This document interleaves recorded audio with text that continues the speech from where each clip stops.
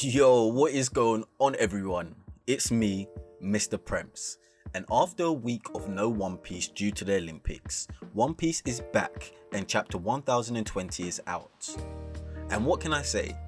Yes, indeed, this is another great chapter with three main talking points. We have Yamato's reveal, an update with Robin, Brook, and Black Maria, and then finally, Luffy with that shocking drop at the end of the chapter. But before I get started, do me a favor. Drop a like on the video for the algorithm and make sure you subscribe to the channel as I try to bring you all One Piece chapter reviews on a weekly basis. But without wasting any more time, let's get into this chapter. And what better way than starting off with the cover page, which is of Kirishiro, or should I say Denjiro, asleep and dreaming of eating a giant shrimp, which is actually in fact just his hair. And I found this quite funny as I never quite saw his hair shrink before, so this is really quite cool. But I guess this also reminds me of all the scabbards and what happens to them after, Wano, or should I say during Wano, which is probably something that needs to be discussed at some point. But anyway, enough of that. The chapter starts off with Yamato and Kaido on the top of Onigashima, and we found out the name of Yamato's devil fruit, which so many people have been theorizing on for what feels like weeks now. We originally had what some people thought would be the White Tiger Devil Fruit, and then after chapter 1019, I believe like 90% of the One Piece community believed that Yamato was indeed a Kirin. And I think that was actually a good shout, and to be honest, all of these theories have been completely debunked in chapter 1020, as we are told that Yamato is the Mikami, which is a dog fruit, and of course a mythical zone fruit. And Kaido gives us a brief explanation, explaining that it's a guardian deity, and to be honest, I did do some Google searches on the Mikami, and I found on the Mega Metenshi fandom site a little explanation. And I think it's very interesting, and I've highlighted in yellow the top paragraph here, where it explains the Mikami to be a divine beast in Japanese mythology, and that people originally feared the Mikami. Eventually, the strong emotion defied the beast. The Mikami can see into the hearts of humans, protecting those who are good, but punishing those that are evil, which in the case of Yamato is very ironic, because even though it was Kaido that found this fruit, Yamato speaks on helping the samurai and protecting the country of Wano from Kaido. So clearly understanding that, in this scenario, the samurai are the good people and the beast pirates are evil. But just to finish up their encounter here, Yamato spits out a fireball attack, only to be met by Kaido's blast breath attack. And honestly, I can't wait for this to be animated, because it's going to look absolutely fantastic.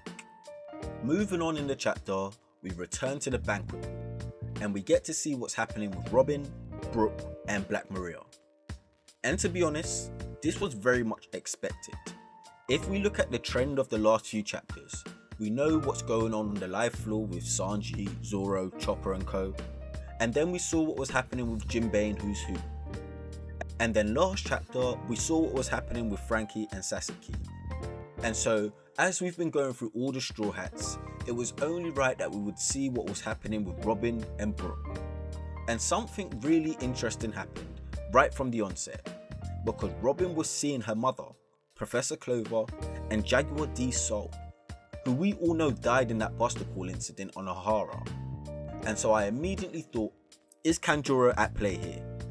But we found out very quickly that it wasn't, and it had something to do with illusions in which Black Maria is capable of. But this was all irrelevant anyways, because Robin didn't fall for this trick, and neither did Brook.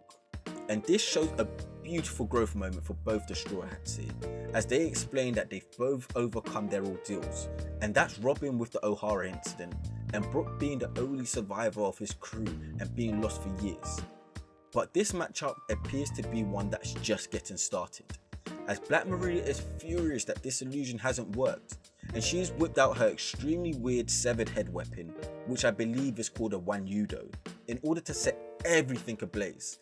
And you just knew this was Brook's moment to shine, as he has that cold soul ability to freeze everything around him. And that's exactly what he did here. But what I also think is very, very key here is Black Maria's dialogue. She tries to break Robin's will, reminding her that her friends will always sell her out, just like they always have done, and Sanji did the same thing right here by calling her to come and save him. But clearly, Black Maria must not be up to date with the last 2 years, because she clearly must not know what happened at Enies lobby. Or the fact that Sanji actually calling Robin was such a big ordeal, and a show of trust in which Robin explains just how important it was to her. I mean, can you imagine Sanji actually calling for help from one of his friends? A female friend? Robin goes on to explain that Sanji is indeed one of the wings that will allow the Pirate King to soar, as she has this beautiful transformation which, for anyone who watched Bleach, reminds me of Captain Komomaru's Bankai. And honestly, I am so excited for this fight, as Brook moves aside and tells Robin, "I'll leave this to you and take on the rest of these fodder characters," as we all pretty much expected. Another thing that Black Maria does say here, just before I move on, is to do with everyone in the world kind of chasing Robin and wanting Robin, and I feel like we haven't really seen much of that. Since Robin's kind of joined up with the Straw Hats, I can only recall Big Mom and Kaido maybe wanting Robin.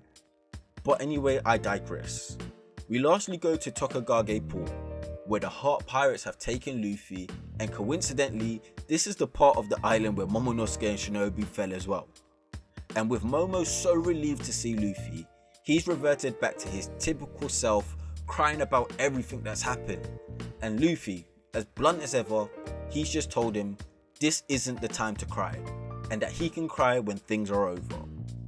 And lurking in the corner is Caribou, who most of us were wondering, where was this guy? What location was he in, and has he turned sides again? And right here, Caribou has noticed that Luffy is calling out for meat. He needs meat, and so Caribou is taking it as his mission to find some meat for Luffy, as Luffy is the key to him leaving the country. And honestly, I'm not quite sure as to where this is going to go, because I feel like something is going to happen to Caribou. But let's just wait and see about that anyways. Because Luffy, stating that he won't lose this time around to Kaido, admits that he needs to get back to the top of Onigashima. And in order to do that, he needs Momonuske to transform to a dragon and fly him back to the top of Onigashima. And this is definitely going to be a huge feat for Momo. I mean, honestly, just what a chapter. Apologies if there's anything that I have missed, but I really did want to keep this video kind of short. I tried to touch on the 3 key areas in which I think is going to be really exciting to see. And the best thing about it all is that there's no break next week. One surprise for me is that Robin and Black Maria fight. It feels like it's just the beginning rather than the ending in comparison to the other Straw Hat fights. So I think this is going to be quite interesting, particularly just to see what Robin can do. I also think Momo stepping up and being of use to Luffy will be extremely important, particularly if he meets Kaido again, and Kaido acknowledges that he isn't dead, and he has the perfected devil fruit that was used through his own lineage factor. But let me know what you all think. What was your favourite part of the chapter, and what are you all looking forward to seeing next? And as usual, if you like anything I've had to say, please make sure you leave a like on the video, and if you like weekly One Piece reviews, make sure you subscribe to the channel so you never miss out when I drop more reviews just like this. Safe.